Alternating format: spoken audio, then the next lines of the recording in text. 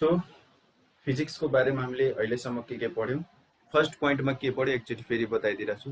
First पोइन्टमा हामीले science के हो त्यो बुझ्यौं हैन, अर्गनाइज्ड नलेज सिम्पल कुरा हो। त्यसपछि फिजिक्सको बारेमा बुझ्यौं कि फिजिक्स भनेको नेचरको बारेमा स्टडी गर्नु छ र जति पनि नेचुरल इभेन्ट्स हुन्छ, नेचुरल फेनोमेना हुन्छ, त्यसको रिजनको बारेमा हामीले बुझ्नु छ। जेमा बुझ्छौं त्यो बुझाइ नै फिजिक्स हो। ओके, अब त्यसपछि फिजिक्सलाई हामीले दुई किसिमले स्टडी गर्छौं। फिजिक्सले पुरा भरको सबै इभेन्ट्सहरूलाई दुई किसिमले बुझ्नुपर्छ भनेर क्याटेगोराइज गरेको छ। एउटा युनिफिकेसन, अर्को रिडक्सनिजम। युनिफिकेसनले भन्छ कि धेरै इभेन्ट्सहरूलाई एउटै रुल वा सर्टेन केही रुल्सहरूको हेल्पले कसरी स्टडी गर्ने, कसरी बुझ्ने। ओके, रिडक्सनिजमले के भन्छ, एउटा कम्प्लिकेटेड कुनै इभेन्ट छ, कम्प्लिकेटेड कुनै फंक्सन छ भने त्यो फंक्सनलाई बुझ्नको लागि त्यो कम्प्लिकेटेड फंक्सनमा भएको विभिन्न पार्ट्सहरूलाई ब्रेक गरिकन पहिला हरेक पार्टलाई बुझ्ने अनि त्यसपछि त्यो पार्ट्सलाई जोइन गरिकन टोटल इभेन्टको बारेमा राम्ररी बुझ्ने। त यो जुन प्रोसेस हो यसलाई भनिन्छ reductionism. Okay, now next point. ल अब मेन कुरा, अब हामीले सुरु गर्यौं क्लास 11 को इतिश्री हैन, सरी, श्री गणेशाय। इतिश्री त समाप्ति हो सायद हैन, श्री गणेशाय। हेर त के देखिरहेछ बोर्डमा, आई मिन स्क्रिनमा। Read it once. Course contains mechanics, heat and thermodynamics, optics, electrostatics. हेर्नको लागि त यो 20 marks from mechanism, heat and okay. हुन त हामीले मेनली यही चारवटा युनिट पढ्नु छ। यो चारवटा युनिट्सको भित्र थुप्रै च्याप्टरहरू छ। ओके, मेकानिक्स भनेको जस्ट एउटा एक्सरसाइज हैन। मेकानिक्स भन्नुको मतलब एउटा युनिट हो। जस्ट युनिट अन्तर्गत हामीले थुप्रै कुराहरू पढ्नु छ, त्यो हामीले अहिले पढ्दै जान्छौँ। मेनली यही चारवटा टपिक हो, यो चारवटा युनिट हो जुन हामीले क्लास 11 को फिजिक्समा बुझ्नु छ, पढ्नु छ। र तिनीहरूको टिचिङ आवर हेर साइडमा जुन लेखेको छ, हेर्न सक्छु 70 TH भनेको 70 टिचिङ आवर्स। मतलब कोर्सले डिजाइन गरेको छ मेकानिक्सलाई 70 दिनमा पढाउनु छ, 70 टिचिङ आवर। अनि मेकानिक्सबाट 35 मार्क्सको फाइनल एक्जामिनेसन, क्लास 11 को फाइनल एक्जाममा 35 मार्क्सको क्वेसन आउँछ मेकानिक्सबाट। त्यस्तै गरी हिट एन्ड थर्मोडाइनामिक्स हो। अप्टिक्स भनेपछि लाइटको बारेमा पढ्नुपर्छ, अप्टिक्समा लेन्सको बारेमा पढ्नुपर्छ। इलेक्ट्रोस्ट्याटिकको इलेक्ट्रिसिटीसँग रिलेटेड हो। यो चारवटा युनिट्स हामीले बुझ्नु छ, जसमा त्यहाँ टिचिङ आवर्स हेरिहाल, बुझिहाल्छौँ। त्यसपछि त्यो मार्क्सहरू हेरिहाल, 35, 20, 10, 10 यो मार्क्स भयो। कति भयो अल टुगेदर हेर त, 35 र 20 अनि 10 अनि 10 75 हैन। 75 मा 25 मार्क्सको न्यूमेरिकल हुन्छ र 50 मार्क्सको रिजनिङ क्वेसन हुन्छ, डेफिनेसन हुन्छ, कन्सेप्चुअल क्वेसन हुन्छ। र क्वेसन 2 मार्क्सको आउँछ, 4 मार्क्सको आउँछ र न्यूमेरिकलमा एउटा न्यूमेरिकल 5 मार्क्सको आउँछ। ठीक छ, यसरी हामीले अल टुगेदर क्लास 11 मा फिजिक्सलाई पढ्नु छ। क्लियर? Let's continue. अब हो फर्स्ट टपिक हैन, first unit mechanics. First unit mechanics हो। लेख्ने काम गर्दै गर्नु है, सँगै नोट्स बनाइराख्नु। मेकानिक्स हेर राम्ररी। मेकानिक्स भन्दाखेरि यो वर्ड जुन छ, यो वर्डलाई सबैभन्दा पहिले न्युटनले युज गरेका थिए आफ्नो समयमा, 2500 वर्ष अगाडि। हेर 1700 को आसपासमा है, अहिले 2000 कति छ, 2020 हैन। कति सय वर्ष अगाडि न्युटनले यसलाई युज गरेका थिए। के को सट्टा? मेसिनको ठाउँमा। मेकानिक्स भनेको मेसिनको रुल्सहरूको बारेमा, मेसिनको प्रिन्सिपलहरूको बारेमा पढ्ने ब्रान्चको रूपमा न्युटनले युज गरेका थिए। तर अहिले आएर हामीले थुप्रै कुराहरू त्यसमा एड गर्छौं। ओके, मेकानिजम हो, मेसिनको मेकानिजम कसरी काम गर्छ के। ओके, त्यसको बारेमा यसमा पढ्छौं। त्यहाँ हेर्न सक्छौ, it stands for science of machine. It is a branch of physics which deals with object at rest or in motion. कुनै पनि अब्जेक्ट रेस्टमा छ भने, इनर्सिया भनेर त 9-10 मा पढेछौ, याद छ हैन। रेस्टमा छ भने अब त्यसमा के कसो हुन्छ, मोसनमा छ भने अब त्यसमा के कसो हुन्छ, थुप्रै कुराहरू हुन्छ त्यहाँनिर। डिस्टेन्स कति कभर गर्छ हैन। त्यसपछि रेस्टमा छ भने त्यसको वेट के छ, कति प्रेसर एक्जर्ट गर्छ, मतलब थुप्रै कुराहरू आउँछ नि।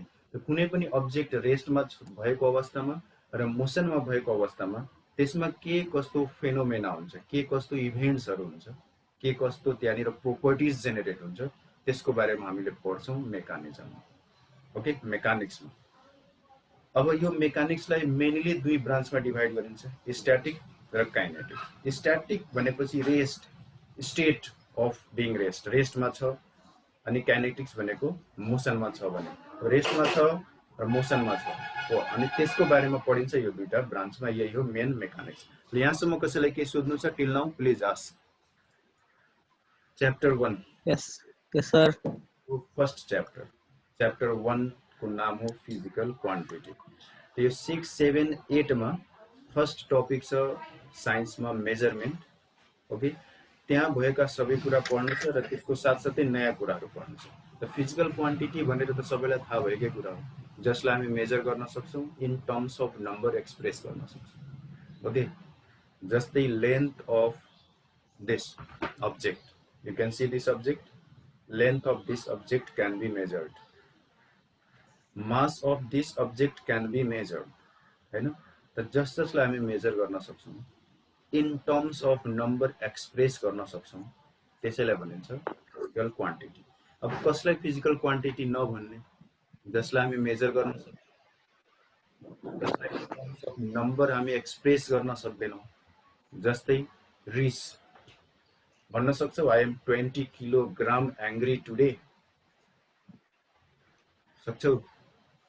No, sir. किन हैन? कसैलाई तिमीले भन्न सक्छौ, I love you 500 kilogram, I hate you 20 degree centigrade, सकिँदैन। यो इमोसनल कुरा हो हैन, यो फिजिकल कुरा भएन, ठिक छ? फिजिकल क्वान्टिटिज सिम्पल कुरा हो, सबलाई पहिलेदेखि थाहा भएकै कुरा हो। यस्तो क्वान्टिटिज हो जसलाई हामी मेजर गर्न सक्छौँ, in terms of number express गर्न सक्छौँ। You can see examples. अनि फिजिकल क्वान्टिटीले आफूलाई एउटा न्युमेरिकल भ्यालु इन्टु युनिटको रूपमा एक्सप्रेस गर्छ। एउटा न्युमेरिकल भ्यालु हुन्छ जसलाई हामीले निटाले एक्सप्रेस गर्न सक्छौँ, युनिटलाई म्युले एक्सप्रेस गर्न सक्छौँ। त्यहाँ हेर्न सक्छौँ सिम्बल निटा इन्टु म्यु। यो फिजिकल क्वान्टिटीलाई एक्सप्रेस गर्ने तरिका हो। Numerical value stands for magnitude, unit stands for the comparison. Okay, जस्तै 1 सेन्टिमिटर भनेपछि 5 सेन्टिमिटर भनेपछि त्यो 5 सेन्टिमिटर जसको लेन्थ हामी भन्दैछौँ, त्यसको हामीले लेन्थको प्रोपर्टी कम्पेयर गरिरहेछौँ युनिट सेन्टिमिटरसँग, कि यो 5 टाइम्स मोर छ त्यो भन्दा। यो म्याग्निट्युड भयो अनि त्यो युनिट भयो। यसरी फिजिकल क्वान्टिटीलाई हामीले बुझ्नु छ। Okay, let's continue. Types of physical quantity. ल, यो दुईटा त थाहा थियो होला, फन्डामेन्टल, डिराइभ, थाहा थियो कि थिएन?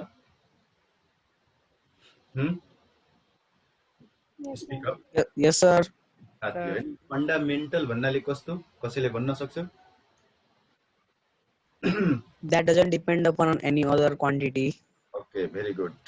फन्डामेन्टल कसैमा डिपेन्ड गर्दैन, त्यो आफैमा डिफाइन भएको हुन्छ। जस्तै लेन्थ अफ मार्कर डिफाइन छ।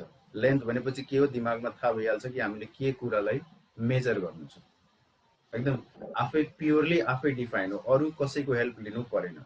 मास अफ एन अब्जेक्ट, दिमागमा आइहाल्छ कि यो मास भनेपछि किलोग्राम, केही न केही किलो होला, अरू केही कुराको बारेमा बुझ्नु छैन। अर्को आउँछ डिराइभ्ड। डिराइभ्ड भन्नाले जसलाई फन्डामेन्टल क्वान्टिटीको हेल्पले जेनेरेट गरिएको हुन्छ। Simple example, area. एरिया निकाल्नको लागि हामीले लेन्थ इन्टु ब्रेथ गर्छौँ, एरिया अफ रेक्टेङ्गल हैन। Area of rectangle length into breadth भयो। एल लेन्थ केही न केही मिटर होला, ब्रेथ केही न केही मिटर होला, दुईवटा मिटरमा डिपेन्डेन्ट छ एरिया। एरिया के भइहाल्यो, डिराइभ्ड फिजिकल क्वान्टिटी। ओके, त्यस्तै velocity, displacement upon time. Displacement र टाइम यो दुईवटा फिजिकल क्वान्टिटीमा के छ, डिपेन्डेन्ट छ। त यस्तो क्वान्टिटी जुन फिजिकल क्वान्टिटीमा डिपेन्डेन्ट हुन्छ त्यसलाई हामीले डिराइभ्ड फिजिकल क्वान्टिटी भन्छौँ। ओके, अब आयो supplementary.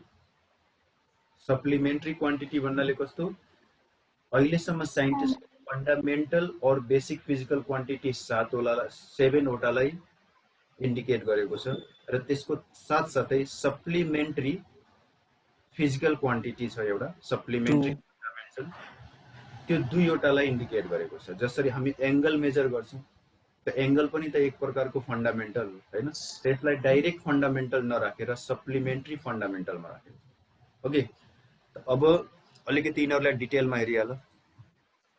Fundamental physical quantity which don't depend upon any other physical quantities, and till now आजको डेटसम्ममा all together 7 वटा फिजिकल क्वान्टिटीलाई साइन्टिस्टले लिस्ट आउट गरेको छ। क्लियर? कुन कुन 7 क्वान्टिटीज हो? ल के भन्न सक्छौ? भन्न त फटाफट, 7 वटामा पुग्यो त पैसा। Length, mass, time, temperature, current, luminous intensity, amount of substance. Luminous intensity भनेको के हो? ल हेरिहाल। लेन्थ, मास, टाइम, टेम्परेचर, इलेक्ट्रिक करेन्ट, यहाँसम्म त बुझिन्छ। अहिलेसम्म हामीले हेरेकै छौँ, बुझेकै छौँ।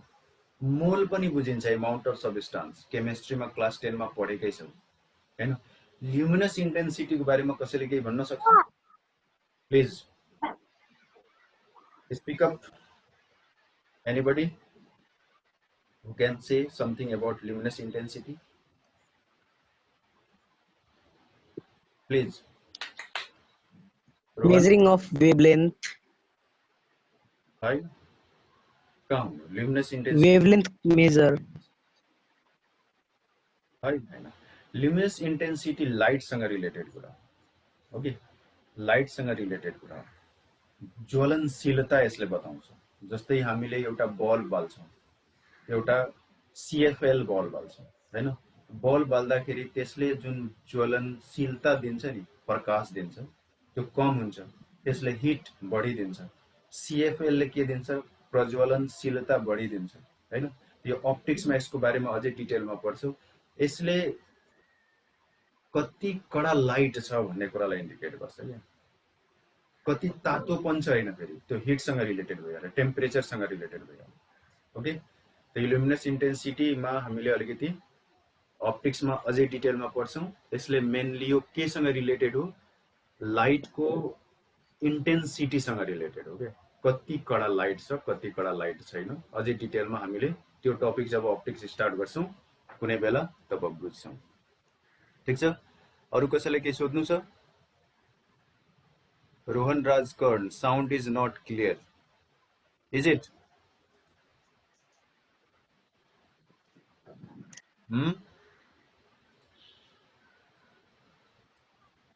लुक, सप्लिमेन्ट्री सब फन्डामेन्टलमा हामीले के बुझ्नु पर्यो? दुईवटा जुन हुन्छ एंगल र सोलिड एंगल। अब सोलिड एंगल भन्नाले कस्तो? एंगल भनेपछि हामीले theta equal to L/R radian पढेका छौँ पहिले अप्सनल म्याथमेटिक्स क्लास 9 मा। Theta equal to L/R radian हैन। यसलाई अलिकति यहाँनिर हेर्नु। यो दुईवटा जुन हो प्लेन एंगल अनि सोलिड एंगल, यो भइहाल्यो सब फन्डामेन्टल यानी कि सप्लिमेन्ट्री। अब यसलाई हेर्नु, प्लेन एंगललाई यसरी हेर्नु। प्लेन एंगल भनेको के हो? दुईवटा स्ट्रेट लाइन्सको बीचको इन्क्लाइनेसन हो। दुईवटा स्ट्रेट लाइन हामी कट गर्छौँ, बीचमा जुन इन्क्लाइनेसन आउँछ, इन्टरसेक्सन जुन आउँछ कर्नर टाइपको, त्यसलाई हामीले प्लेन एंगल भन्छौँ। र यो 2D एंगल भइहाल्यो, 2D फिगरसँग रिलेटेड हो। अब यसलाई एउटा फर्मुला राखिएको छ। एउटा सानो पार्ट कुनै सर्कल छ हैन, र सर्कलमा एउटा सानो आर्क हामी लिन्छौँ, त DL लेखेको। त्यो DL भन्नुको मतलब एकदम सानो लेन्थ लेख्नु, एकदम सानो कटअप गरिन्छ भने त्यसलाई DL लेख्ने गरिन्छ। ओके, त DL/R यो सिम्पली त्यही फर्मुला हो, theta equal to L/R radian. त्यो अनुसार थीटालाई क्याल्कुलेट गरिन्छ। र यो जुन प्लेन एंगल हो यसको SI युनिट रेडियन हुन्छ। यसको साथसाथै डिग्री र ग्रेड पढेकै छ हैन। त्यस्तै गरी अब यो DL को ठाउँमा कुनै स्फियर हामी लिइहाल्छौँ। यो त सर्कलमा भयो।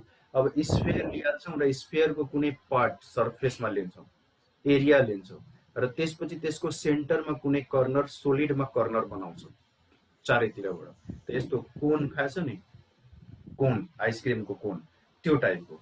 त त्यहाँनिर आउँछ के आउँछ?